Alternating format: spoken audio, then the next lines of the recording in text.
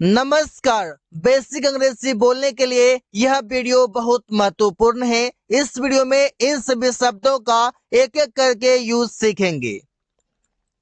Use of it is up to. It is up to का मतलब हो जाएगा निर्भर है, मतलब डिपेंड करता है। तो सेंटेंस बनेगा जल्दी अंग्रेजी सीखना आप पर निर्भर है या आप पर निर्भर करता है। तो सेंटेंस बनेगा it is up to you to learn English soon. It is up to के बाद आपका कोई नाउन या फिर कोई प्रोनाउन आएगा। जैसे कि आप यहाँ पर देख सकते हैं कि यू आपका एक प्रोनाउन है, और अगर कोई भी नाउन आता है तो ठीक है, प्रोनाउन आएगा तो ऑब्जेक्टिव केस आएगा। जैसे कि अगर ही आना होगा तो हिम आएगा, वी आना होगा तो अस आएगा। समय पर पहुंचना रवि पर निर्भर करता है। It is up to Ravi to reach on time. देखिए, it is up to Ravi ये नाउन है, कोई दिक्कत नहीं है। टू रीच ऑन टाइम समय पर पहुंचना। पैसे देना उस पर निर्भर करता है। It is up to him to give money.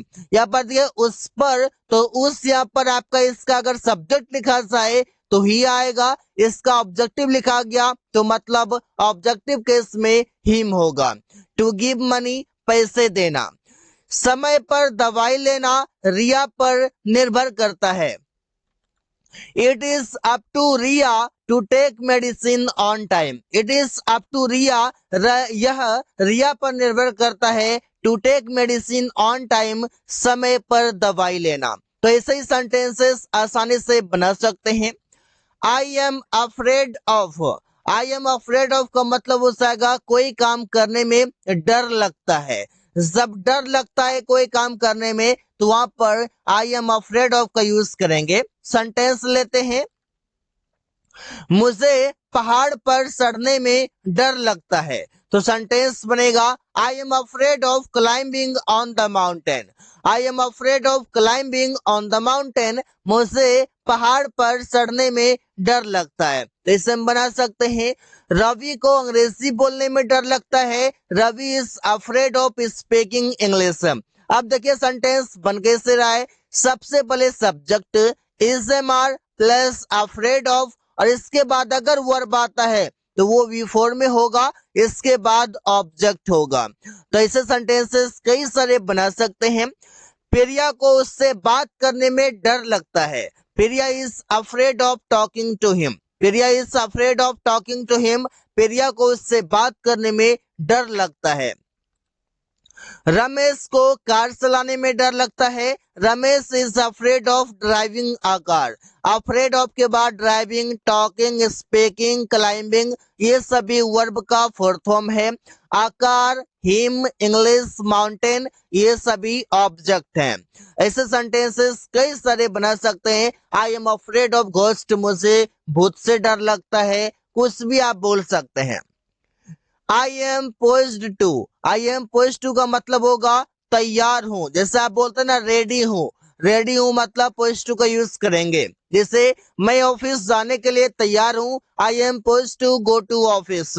I am poised to go to office, मैं ऑफिस जाने के लिए तैयार हूं। रवि अंग्रेजी सीखने के लिए तैयार है। Ravi is poised to learn English.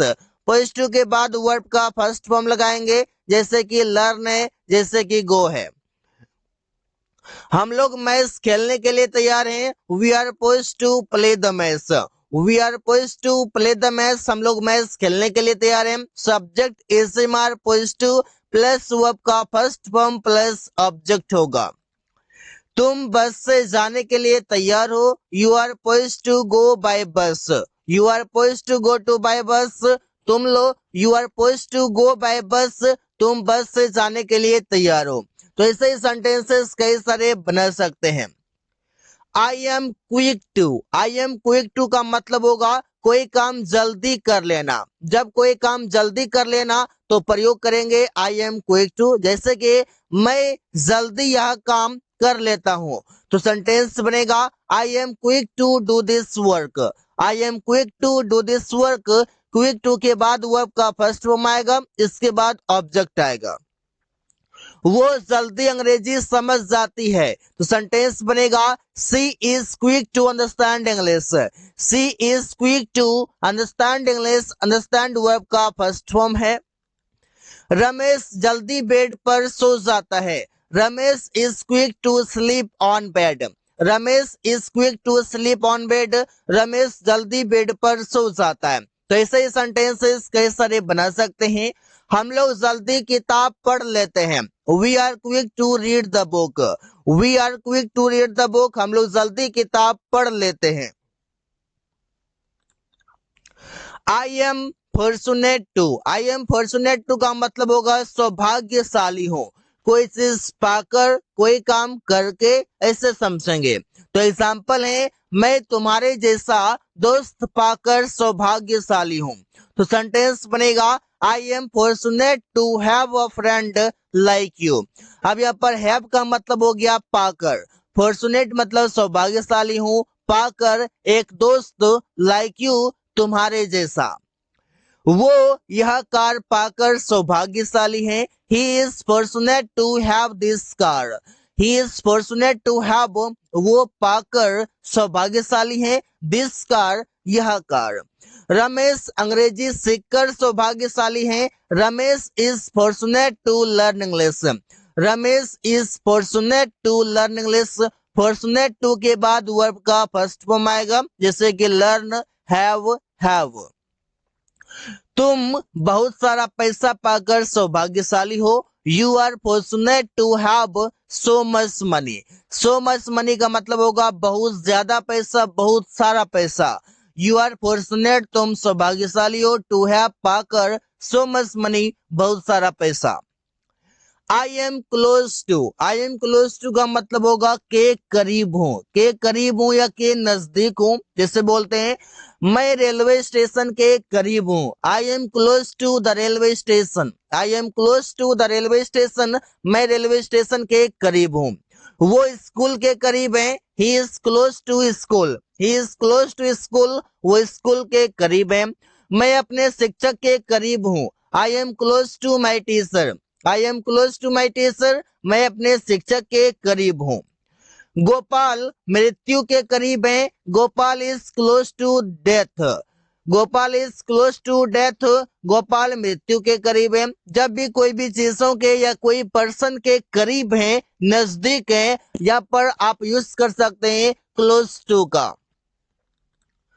I am averse to. I am averse to का मतलब होगा के खिलाफ हूं। किसी काम के खिलाफ होना, किसी भी पर्सन के खिलाफ होना, यहाँ पर बोल सकते हैं। जैसे मैं युद्ध के खिलाफ हूँ। I am averse to war. I am averse to war, मैं युद्ध के खिलाफ हूँ। वो हल्ला के खिलाफ है। He is averse to noise. Noise का मतलब हो जाएगा हल्ला, मतलब आप समझ सकते हैं शोर।